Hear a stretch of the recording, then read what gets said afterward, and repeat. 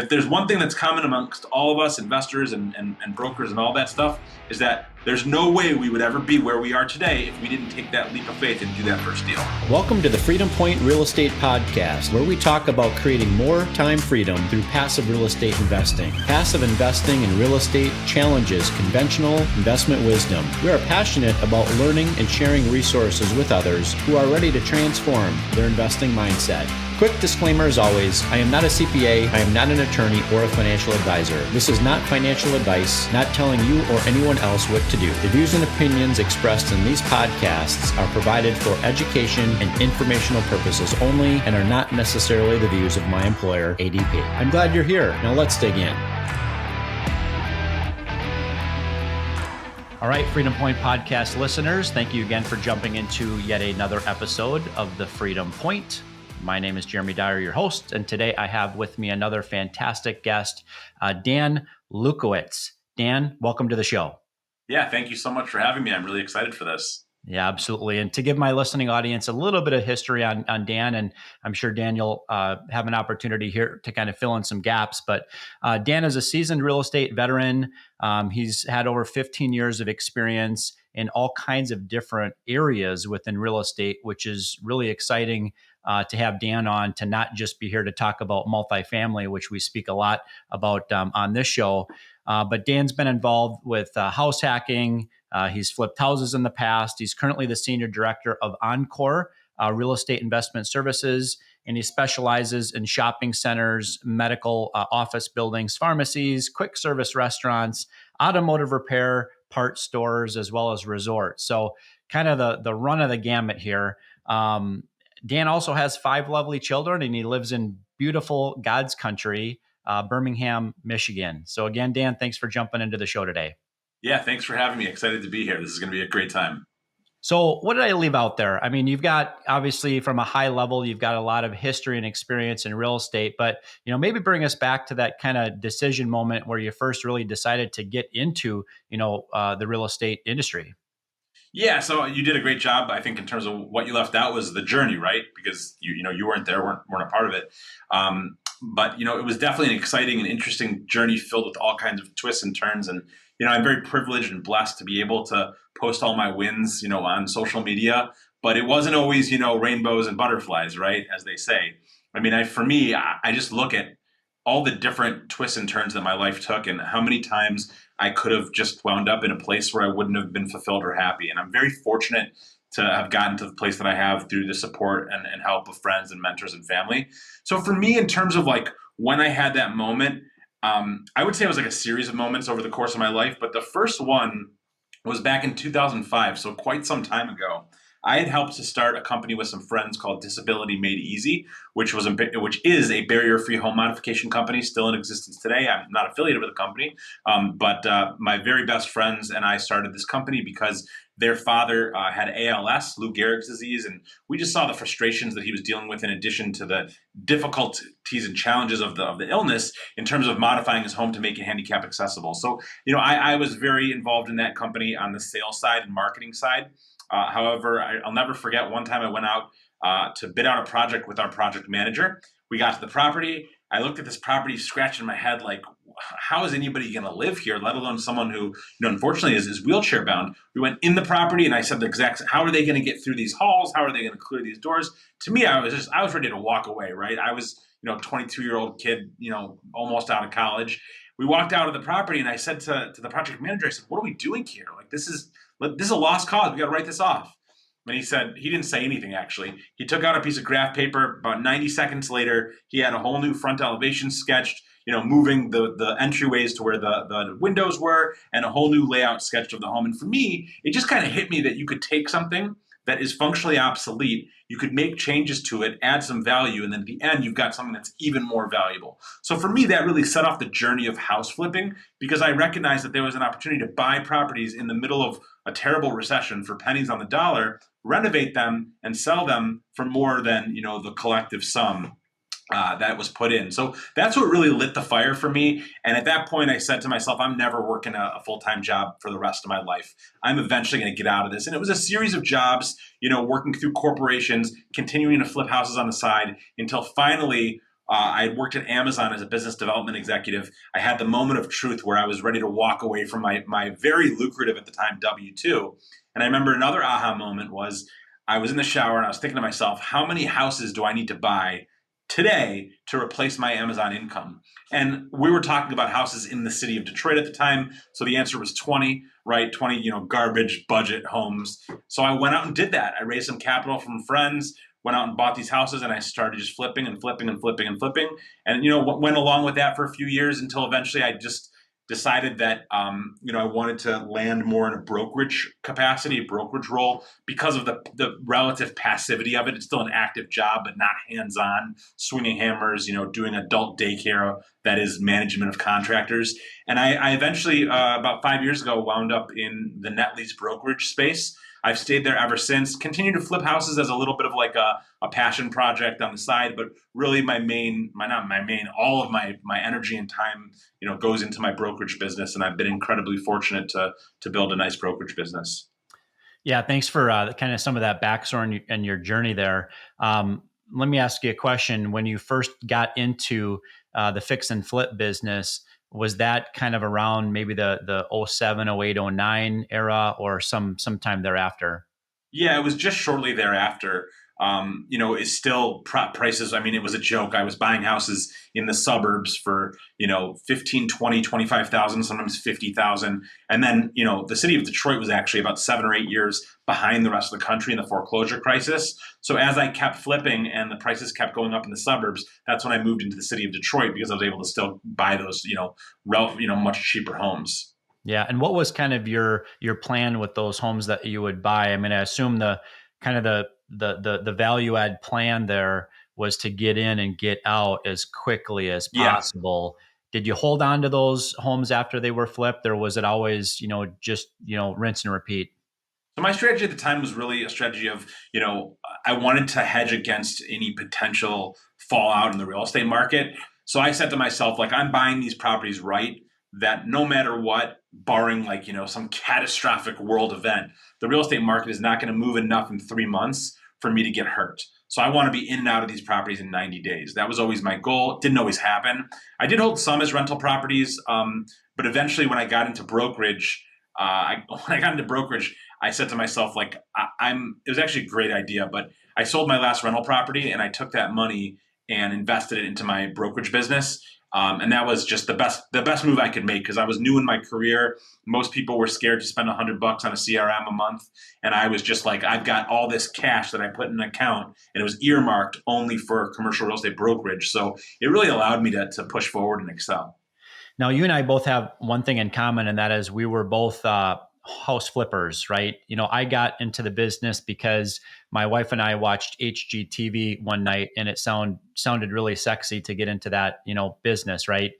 And the challenge with us specifically was it just was getting really competitive, that particular market, and so we were putting cash on homes without ever seeing them, with no Wow. contingencies, and there was 50 other house flippers that were also bidding for those assets too. So we decided to exit for that reason, and some other ones that were more family related.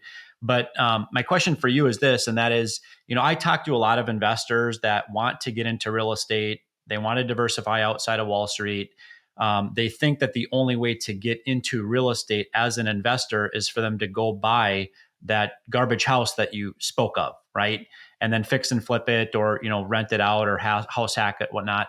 What type of advice would you give to that individual that is crushing it in their day job? Okay, so they're a high W-2 income earner. They're at a place in their career where they're very comfortable with where they're at. They want to spend their evenings and their weekends with the people that they love and their family and friends. What would you tell that investor that wants to get into real estate? Why maybe getting into single family home ownership or fixing and flipping houses is probably not a good decision? It's funny because, I know a lot of people in our professions and with our similar backgrounds. And it's like, I can't tell you how many times I've heard the story of, well, I got started out, flipping houses and I made some money and then I lost some money and then it was like terribly stressful. And then I decided to do something else. And it's like, I almost feel like this should be, plastered on the walls of every single real estate investor association meeting in the country.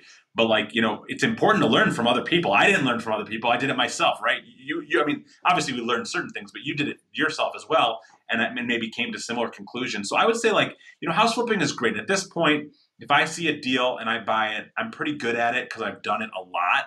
But I made some huge mistakes in the beginning. I mean, I could spend the entire length of this podcast talking about the blunders that I had, specifically in single-family house flipping. My point is that now with the experience, I could be successful. But I know what to pick. I know how to buy under value. I know what to do to renovate efficiently. I know how to get a property sold, right?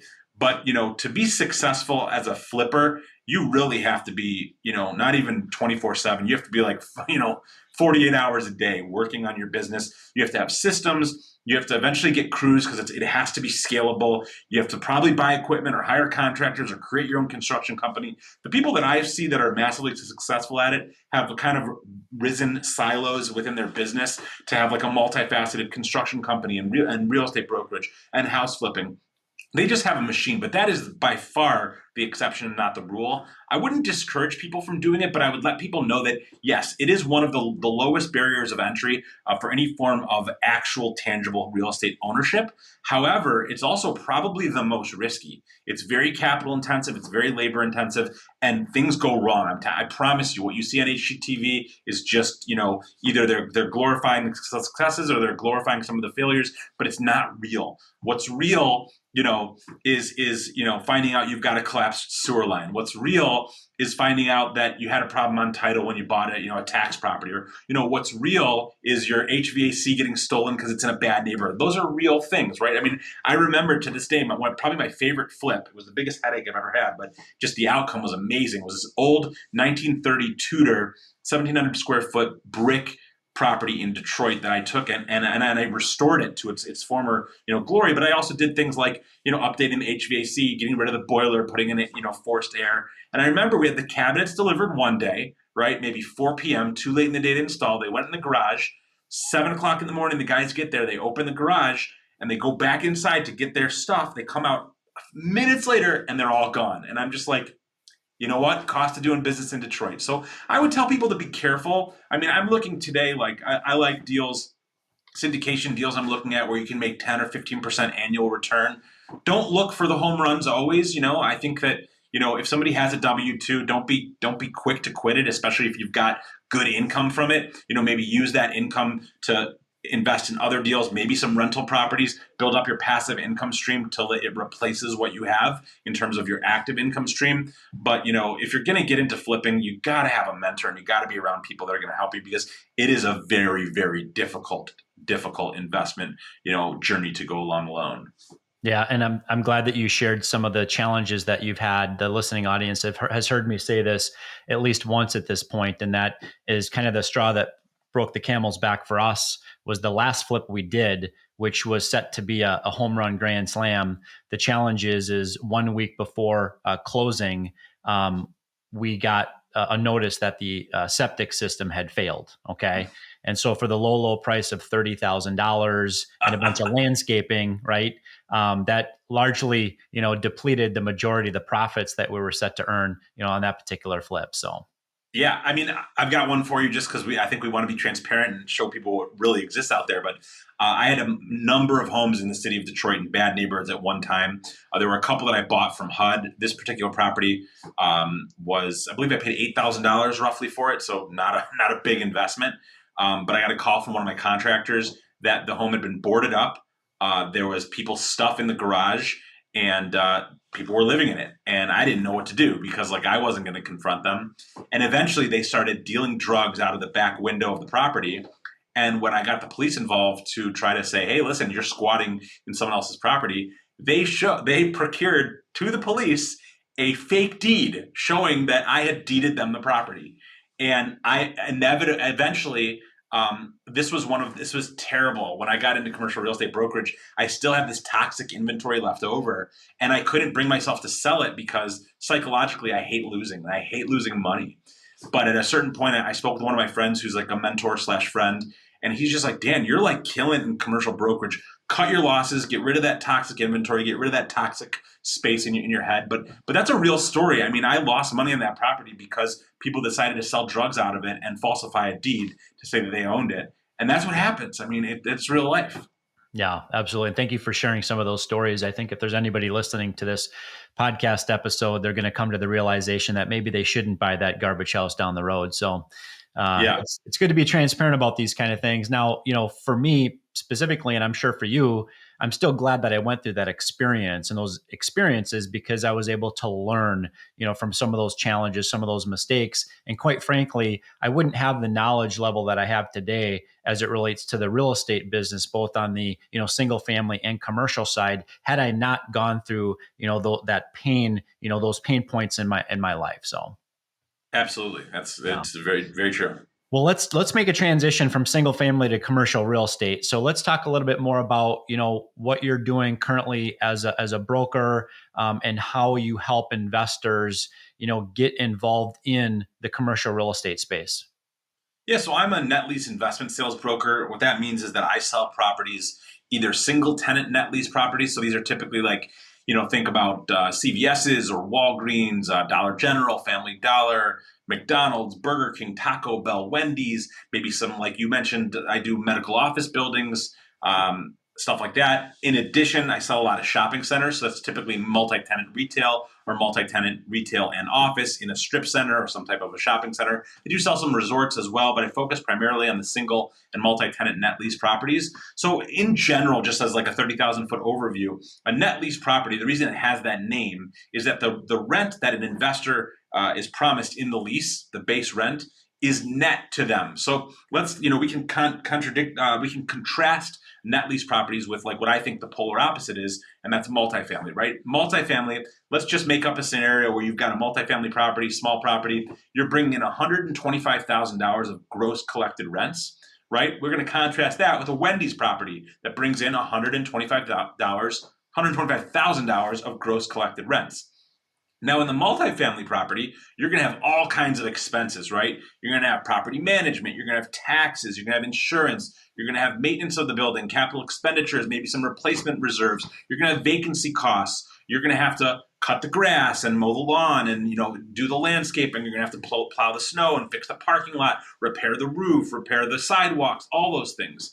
So at the end of the day, your gross might be 125, but you might be netting 50, 60, $70,000, maybe 50% is going to expenses. Well, in the triple net deal, the Wendy's property, $125,000 of rent given to you as the investor, that's net to you, because believe it or not, the Wendy's tenant, they pay your taxes, they pay your insurance, they pay for all maintenance, management, grass cutting, landscaping, sidewalk fixing, roof fixing, snow plowing, et cetera, et cetera. At the end of the day, you know exactly what you're going to get. So that's called an absolute triple net lease, because the taxes and insurance, that's one end, the common area maintenance, that's the second, and the roof structure and parking lot are all paid for by the tenant. You have zero landlord expenses. There are similar leases called a double net lease, which is exactly the same, with the exception that the landlord is responsible in a double net lease for the roof and structure and sometimes the parking lot, right? So those are the two main types of net lease properties. If you shift over to shopping centers, you really have two types as well. For, in general, you've got gross modified leases where the tenant is just going to pay you, let's say, $15 a square foot, and you've got to pay for everything else: taxes, insurance, electricity, maintenance, roof, structure, parking, all that stuff.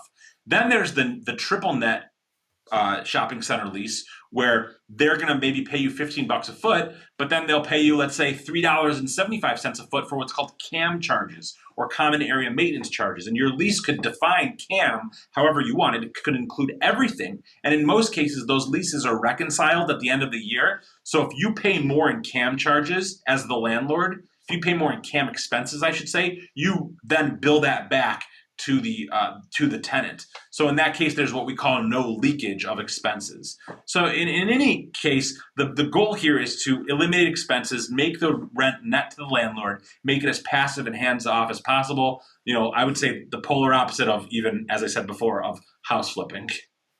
Yeah, no, that's great. What would you, let's talk about the buyers and the sellers here, right? Yeah. So what's a typical, profile of somebody that's looking to get out of a commercial real estate business? The obvious, if they're distressed, if maybe there's a death in the family, something like that, right?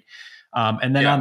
on the other side of the equation, what's kind of the motivation of why somebody decides they want to sell versus why somebody might decide they want to buy, and how do you help bring them together? Yeah, great question. So there's all different factors, right? So you've got, disease, death, divorce, partnership disputes, or debt. That's a big one now.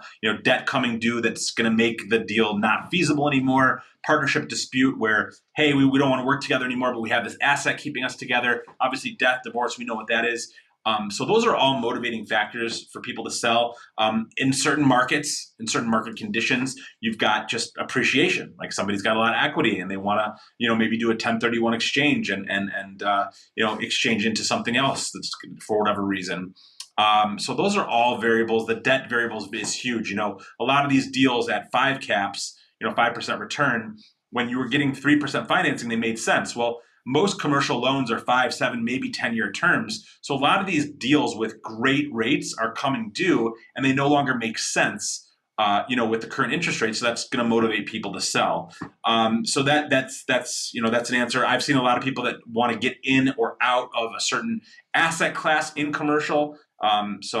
People are maybe they're aging, they own shopping centers, they don't want to manage the shopping centers themselves anymore. They want to put their money in treasuries and just go to Florida, 8 months a year. So those are all a lot of reasons why people would potentially sell. People get into this type of real estate ownership for a lot of reasons. Number one, it's stable and it's secure, right? I mentioned that you know exactly what you're going to collect in rent. What I didn't mention is almost all leases have built-in rental escalations. So not only do you know how much you're going to collect in rent today, but you know how much you're going to collect in rent for the next 20 years, okay? You also have the security and stability factor. Most of these single tenant net lease deals, the signer on the lease is a 100, 200, 400, 1,000 unit operator. They've got a lot of locations. If they fail at your location, they're still on the hook for the whole duration of the lease. So you have that stability and that security. You can often get favorable debt terms because they're so stable and secure, especially if they're like in a credit tenant, so to speak. And then it's also generational wealth. People want to preserve their wealth, grow their wealth, and be able to protect it. People love the depreciation, especially like there's certain bonus depreciation that certain assets are eligible for, like car washes and gas stations. So there's a lot of different, reasons that people would want to get into net lease ownership. I think one of the biggest one is just the passivity and the hands-off factor. Yeah. Now I know, Dan, you work in multiple different asset classes. Can you kind of explain, the different classes that you assist in bringing buyers and sellers together, and what specific asset classes that you are representing today are maybe the shiny new object in the real estate space, or the ones that you're seeing a lot more cash inflow versus maybe some of those that aren't quite seeing as much activity. Yeah, it's funny. From my perspective, they're all very similar because, I just, for example, 2 days ago, I closed on it's called the Learning Experience. They're an early education provider. Essentially, I think on this deal, was it double net? I believe it was a double net deal. It might have been triple net. I'd have to check. But, a couple of weeks ago, I closed on a Burger King property that was, to me, the transaction was exactly the same because they're both, we had to prorate the rent for the month exactly the same. We had to look in the taxes exactly the same. But, obviously the difference being Learning Experience, that one had a corporate guarantee. Burger King was, a smaller, newer operator, a little more risk, shorter term, higher cap rate, all that stuff. In terms of like shiny new object, I love shopping centers. I've been selling a ton of shopping centers for all the years I've been in brokerage. In fact, I believe my first 3 or 4 deals were shopping centers. They happen to be, from a brokerage perspective, more complicated than single tenant net lease deals, because whatever you do in a single tenant deal, you now got to do it by times 10, 15, or 20. I love them. I think there's a lot of capital going there. Myself personally, about 2 years ago, when I saw all this inflation that was coming down the pike, all the printing of money and the Fed talking about raising rates, I knew that the 5.25, 5.5 cap deals were going to be hard to sell, a year, 2 years down the line. So I pivoted more into shopping centers, as well as vacant properties and short-term properties with short-term leases. because those were going to be higher cap rate properties. And I felt that I wanted to be transacting as much as possible in a space where my average cap rate was above whatever the debt market was going to provide. Okay. And that, thank God, has been very fruitful for me. I still do sell a lot of quick service restaurant at low cap rates, but I believe that shopping centers are going to have continued interest from investors because they trade at a higher cap rate than interest rates in general, not all of them. I think that those are a darling of commercial real estate. I also think there's a lot of opportunity right now because big giants like Rite Aid they filed for bankruptcy. They're closing a lot of stores. In the last 11 months, we've had something like 382 units of Burger Kings that have gone through bankruptcy or are in bankruptcy. Last week, Premier Kings filed for bankruptcy, 172 unit operator. Earlier in the year, Tom's Kings filed for bankruptcy, 90 unit operator. I sold 2 former Tom's Kings since then. And then we have Meridian, 120 unit operator, filed for bankruptcy. So there's a lot of opportunity for people who want to be creative and reposition those vacant assets into something new. Yeah, Dan, I really appreciate that. I don't want to just assume that everyone listening to this podcast episode is familiar with what a cap rate is. Sure. So would you mind unpacking your definition or the industry's definition of a cap rate and how that cap rate is both different on the buy side and on the sell side, and maybe even throw in, how the current run up in interest rates has had an impact on what that in or out entrance or exit cap rate is? Right, absolutely. Yeah. So every property has an income and it has a price, right? So cap rate is merely a function of income divided by price. So example, $100,000 income, right? $100,000 net operating income and $1 million price point. Divide those two, 100,000 by a million, you get 10%, right? If it was $50,000 income, $1 million price point, that's a 5% cap rate. So your cap rate is very simple. It's your return on your investment. It doesn't have anything to do with IRR or levered returns or factoring in any financing. That's why I like it. For me, it compares apples to apples, so I think it's very important. And then you had asked, again, just for clarification, you wanted to know how buyers and sellers are both looking at cap rates? Well, buyers and sellers, how they look at cap rates, and then, how really has this, vast run up in interest rate or debt service, how has that had a material impact upon, cap rates expanding in certain asset classes? Sure. So, simply put, buyers are looking to get the highest cap rate they can get on a property, and sellers are looking for the lowest cap rate, right? Herein lies my job, right? So, that's just the way that it is. Buyers are going to always look for the best deal, as are sellers, and it's my job to get them to see eye to eye. You ask a great question. In the last 18 months or so, we've seen, I believe, 11 interest rates hikes for a total of approximately 550 basis points of swing in the federal funds rate. So what that means is that the federal funds rate, the rate at which the Federal Reserve lends to banks, was effectively zero, okay? Zero, which is unheard of. So they raised that rate 11 times to 5.5%. 0 to 5.5% is an insane jump, okay? And if you want to look at if there's any single metric, like if I could kind of move the barometer on any single metric and have an impact on the velocity and volume of the commercial real estate market, it would simply be the spread between average cap rates and debt, right? So a typical spread, I believe, is around 220 basis points, meaning you could borrow at 3%, you can buy at 5.2%, right? So everyone gets that, right? The reason that works from an investment perspective is that you can come in all cash at 5.2% and your yield, your cap rate is 5.2. But if I can borrow money from somebody else for a good portion of that total purchase price at 3%, that arbitrage is what allows me to get an even greater return. So as an investor, I'm always return oriented. I want that spread between what I can borrow at and what I can buy at to be as big as possible. Well, that spread has pretty much vaporized, okay? And while I just told you the federal funds rate has gone up 5.5%, and granted, that doesn't mean interest rates have gone up 5.5%, although if you look back, they're not that far from there. They've gone from maybe 3% to 7.5% today, roughly speaking. So they've gone up 4.5%, 450 basis points.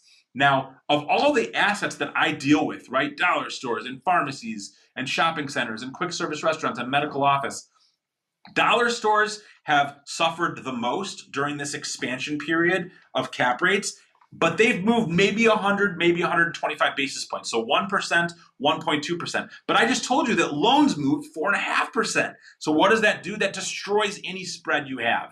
So today, if you buy a dollar store, you're going to buy a dollar store right around where financing is, which just doesn't make a lot of sense anymore. Now, other assets like quick service restaurant, maybe 50 basis points, 0.5%. So imagine what that does. My spread, which is like the most important variable, has disappeared. So the problem, it's a problem, but it's also a benefit. Net lease is sticky. The cap rates are sticky and it's stable. It doesn't move much and it doesn't move quickly. People like it. I think that's a testament to the strength of net lease. However, because the cap rates haven't moved very much, it makes it difficult to finance them. And that's why, in general, the market has really, really slowed down. So I believe that until the Federal Reserve keeps rates stable for a period of 6 to 9 months, which is not happening right now, right? Until then, prices aren't going to stabilize. Once they do stabilize, I believe the Fed's going to bring rates down maybe toward the end of next year, and I believe that the market will be back on fire. I don't believe the recession stuff that we're hearing, and even today, commercial real estate is alive and well. It's just going through changes. Yeah, and it always is going through changes, and you're exactly right. There's a huge vacuum right now between what buyers and sellers really think that the assets are worth today, and as things stabilize and where interest rates are going becomes a little bit more clear to people, whether they're at least holding or with the potential of decreasing, that'll again get that transaction volume kickstarted and back up again. So let's talk a little bit about the passive investor, Dan. So what type of advice would you give to somebody that's looking to to continue to expand their portfolio with real estate investments? Yeah, so if you're looking for passive investments, so it all really depends on your price point. Like if you come to me and say, Dan, I've got $50,000 and I want a net lease property, I'm going to say, that's cool, great. But what you really need is you need some type of syndication or fund so that you can partner with other people and have ownership in that. So if you come to me and you've got $1 million, 2 million, 3 and up, we can get you a ton of passive properties that you can own 100%. If you're below, like let's say I want to say 300 grand that you want to invest, because that'll roughly get you to $1 million. It's going to be very difficult to find something that's decent. I would urge people, there's a lot of great fund managers and syndicators out there. I work with them on a daily basis. They're my clients. I sell to them. They're my friends. And there's opportunities to invest in deals and make 10, 12, 14%, cash on cash return. In a relatively low risk environment. Obviously, there's no such thing as no risk in anything, especially in real estate investing. But I would say, define your goals. And then it's like anything, I remember looking at a house, like, if you go look at a house with your spouse, you're going to see a house in a new neighborhood and you're going to say, this is the one. Oh my gosh, I love it. Let's sign. No, slow down. Let's look at a different one. You look at a different one, you say, oh my gosh, I didn't even realize I want an attached garage. You go to another one, you say, you know what, I want a finished basement. It's the same thing with commercial real estate investing. You have to look at as many deals as possible. If you're going to invest in net lease deals, look at 100 net lease deals. Send the best one you find to me. Let me look at it and tell you if it's a good one or it's not a good one, right? If you want to invest in somebody's fund or in syndication, don't just go to the first person. Interview 10, 15, 20, 30 people until you can see what you're looking for and what you should be looking out for, because there are things to look out for. And then, invest there. But I definitely tell people that what's most important is, like it is with anything, it's getting started and taking action and doing that, whatever it's going to take, so that you do that first deal and then you do the next deal and you do the next deal and you do the next deal. Because if there's one thing that's common amongst all of us, investors and brokers and all that stuff, is that there's no way we would ever be where we are today if we didn't take that leap of faith and do that first deal. That's right. Yeah. Eventually you've got to take action. The knowledge is out there, right? I say that all the time, and the knowledge is largely free. The last time I checked, it doesn't cost anything to listen to a podcast, right? So it's all out there for free, but you as an investor have to obviously do your own due diligence, but eventually, you've got to get over the analysis paralysis and actually take action on the thing, right? Yes. What's next for Dan? So what's next on your bucket list, whether professionally or personally? Yeah. So next for me, like professionally, is I'm looking to grow my team. I'm looking to hire more junior brokers, ideally local here in Detroit, but outside is okay as well. So if you're interested, if you have, I'm not hiring new people at this point. So if you have at least a year of experience and closed a few deals, I'd love to talk. So that's definitely next for me. I really, I've got a great deal volume, a very strong pipeline, ending the year very strong, but I'm excited for next year. So, my bucket list, I've got certain metrics I want to hit, for next year, which I think are very attainable. So I'm excited about that. I think personally in my bucket list, I'm a big car guy. I've always loved Dodge Vipers. I've owned a few of them. I don't currently have one. So my bucket list is to buy my forever Viper. Sounds good. Well, send me a picture once you make that dream come true. For sure. Well, Dan, I really have appreciated having you on the show. What would be one or two ways in which our listening audience can reach out to you to learn more about what you're up to? Yeah, sure. Appreciate that. So first of all, you can find me on LinkedIn. I'm very active on LinkedIn. I post pretty much daily. My first name is Dan. Last name is Lewkowicz, Lewkowicz. Again, Lewkowicz. Connect with me there. Let's say hi, introduce yourself, tell me where you came from. That would be amazing. And then also, happy to give out my personal cell phone. It's 248-943-2838. Again, 248-943-2838. If there's anything I can do, I'm very privileged to be able to interact with a lot of people who are getting started in the industry and they want to talk and just, just kind of have somebody to bounce some ideas off of. I love it because 6 months or a year later, they call me and they tell me how amazing they're doing. So if you're new in the industry or not, you want to talk, you want to just, run some ideas, please reach out. If you've got a deal you want me to look at, even if it's not my deal, I'm happy to put some eyes on it, tell you what I think. Obviously, if you own commercial property and want to know what it's worth, please reach out. If you want to sell, please reach out. But if there's any way I can add value, it's my favorite thing to do. So please reach out. I'd be happy to add value. Yeah, that sounds great. We will put your contact information in the show notes for our listening audience. So again, Dan, really appreciate you being with us today. Yeah, my pleasure. Thank you so much. This is great. I appreciate it as well. Absolutely. And Freedom Point podcast listeners, thank you again for jumping into another episode of the Freedom Point. Look forward to having you join us in the next episode.